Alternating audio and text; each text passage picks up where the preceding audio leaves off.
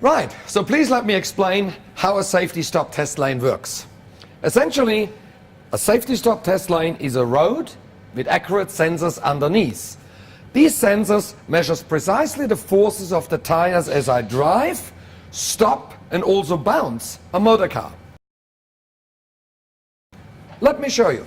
With my little finger, if I push this plate forward, already the numbers are activated on the load cell. Now, if I drive the car on here and brake, each individual wheel will push these plates forward. We measure by how much.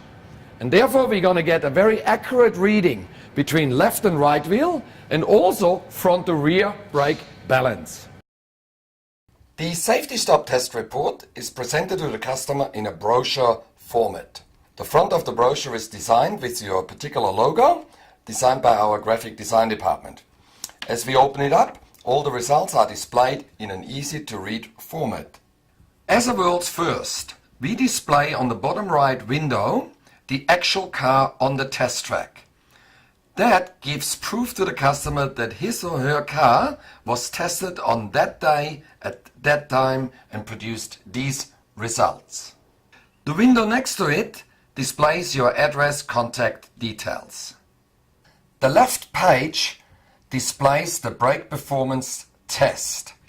Over on this side it's the outline of a motor car of all four wheels. Inside the wheels you see how much braking force each individual wheel produced in a brake emergency situation. We can see on this test that the front axle had only 1% difference between left wheel and right wheel. However, on the rear axle we had an 87% difference between left and right wheel, and therefore the rear left wheel did not produce enough braking force. We show the handbrake test result, and again it is the rear left wheel not performing to specifications. This part of the test report displays the test speed itself to make sure that we've driven the car correctly onto the test lane.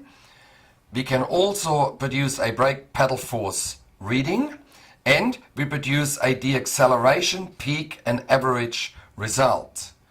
The peak has to be a minimum of 60% to pass. So interestingly enough, on this brake test, this particular vehicle would have passed a road brake or deacceleration test because it achieved more than 60%. However, we can clearly see that this car could be a dangerous vehicle in a brake emergency situation.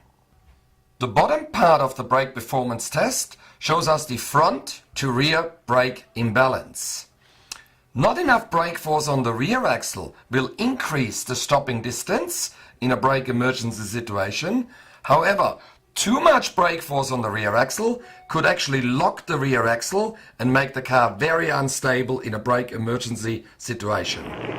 It hasn't stopped, it hasn't got any front brake, it's locked the rear, so we've seen this over the years. Oh, that's so a it's big gone hit. in hard.